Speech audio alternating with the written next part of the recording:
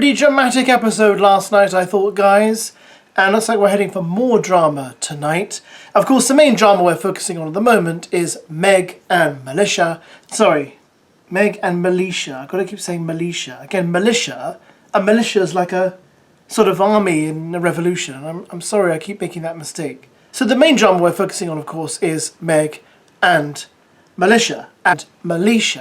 And that doesn't look like it slows down tonight, but there's more drama on the way, and we have our first challenge. I mean, I'd forgotten they even existed with all the drama going on. Here we go. In tonight's episode, after hearing Malisha's side, Alima tells Meg and the rest of the group, I'm not going to lie, that wasn't nice to see both of you. All the shouting, let's be nice to people. While Meg admits she doesn't want to argue with Malisha, Shakira admits, I don't think Malisha was being disrespectful going to the hideaway. Sorry about my dog, by the way. He's not too happy about the fighting between Meg and Malisha either. And if you were watching After Sun last night, you'd have seen a clip, exclusive clip, of Alima and Malisha talking. It's okay, come on. I'm so over it, honestly. Oh, I'm just so angry. It's fine, it's okay. Like, how did they get heated there? How did that go from... I was like, I never apologise for talking to your man. Yeah, of course. I said sorry for shouting at you. For shouting There's a at difference. you, so that, like, it's different. Yeah. And then she's like, oh, you trying to pull him to the hideaway. To the hideaway. It's so, like, disrespectful. Babe, I have no loyalty to you. Why do I need to come and ask for permission from you? Like, who are you? Meanwhile, Tony and Connor have a chat about where they stand, and the Islanders take part in a new challenge, Got the Receipts, where they have to kiss the person they think the receipt is about. Now, what happened with Connor last night? Everything seemed absolutely fine. He seemed to be being fairly measured, and then, as I pointed out in my video, he then refused to make a coffee for Tony, and he seems to be dropping subtle digs at Tony, to Emily. And I'm like, alright, you've behaved well superficially, but now you're kind of ruining it all, because I think Tony's going to be disappointed if she heard what you were saying about her and she found out you didn't want to make her a coffee just because you didn't want to make her one, rather than making 2 coffees, 1 for each girl. I mean, I don't understand why that was such a big issue. So I think Connor's probably going to end it with Tony because I think he prefers Emily, but hopefully he'll do it in a nice way. And I think there's someone else coming in for Tony soon. Tony's no dummy. I think she's going to land on her feet regardless of what happens.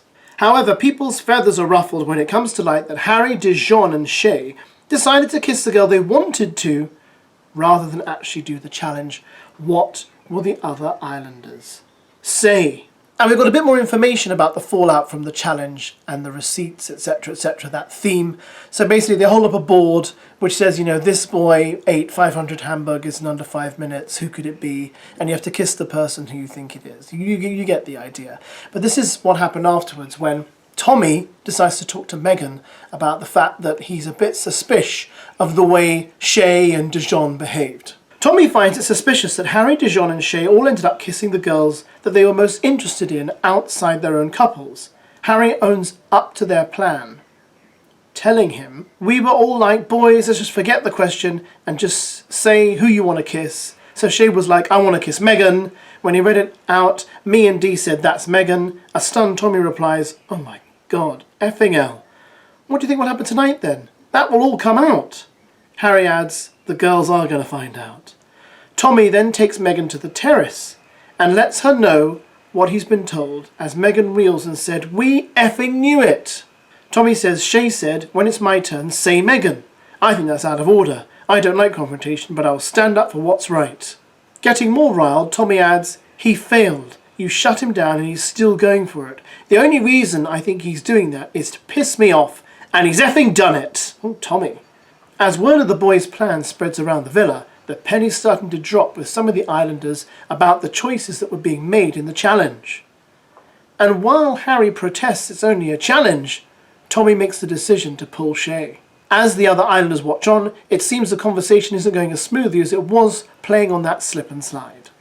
I presume there's some sort of slip and slide in the challenge. Okay, so we've got a bit of drama involving Tommy and Megan and Shay, and that's good because Shay has probably thought, you know what, Shay, you're stagnating here. You're not doing anything. You've got to do something, bro. Otherwise, the next thing you know, you're off. So he's kind of making himself centre of attention by fiddling the game a bit, as did Harry and the others. And yeah, it's wrong, it's not good, but are we surprised? No. Because this is the kind of stuff they get up to. They see an opportunity sometimes, think, you know what, forget the rules, I just want to kiss that girl, so I'll go ahead and do it somehow, some way. So Shea's going to drive a wedge between Meghan and Tommy, and it'll be interesting to see Tommy stand up for himself, because Tommy's had a bit of an easy ride thus far. He's kind of walked in, oh, I've coupled with Meg, oh, I like Meg, and let's just keep it that way. A bit like what happened last year with Kieran and Nicole. Don't think for 1 minute I forgot. It was Nicole. Kieran and Nicole, they were like coupled up from the beginning, weren't they? And they pretty much stayed coupled up for the whole season. And then eventually broke up afterwards. And yeah, it just becomes annoying when that happens, because those kind of couples become like the married couple of the villa, and everyone goes to them for advice as to how they manage to keep their relationship so solid and strong. But it never really works. Are you happy to see Tommy doing something? Are you happy to see Shea moving and kind of getting to grips with Love Island a bit more? What do you think of the drama between Meg and Malisha? I'd like to know, because there's a lot of divided opinion about it. I personally, I'm in the camp of Malisha, and that's where I'm staying for the time being. I think Meg is being really quite aggressive, and I think if there was one way to lose Dijon, Meg is doing it. It's like a perfect way to lose a boyfriend, this kind of behaviour, because he would just be absolutely, you know, he knows with a girl like that, he can't talk to any other woman on the planet ever again. So what's the point of that? Even in like a formal way, even when he's like asking someone at Sainsbury's where the vegetables are, he can't talk to that person if they're a woman, because he knows Meg will bite his head off. Anyway, thanks for watching as always, guys. Comments below. You're looking forward to tonight's episode. I am enjoying the season thus far, and I'll catch you later. Of course I will.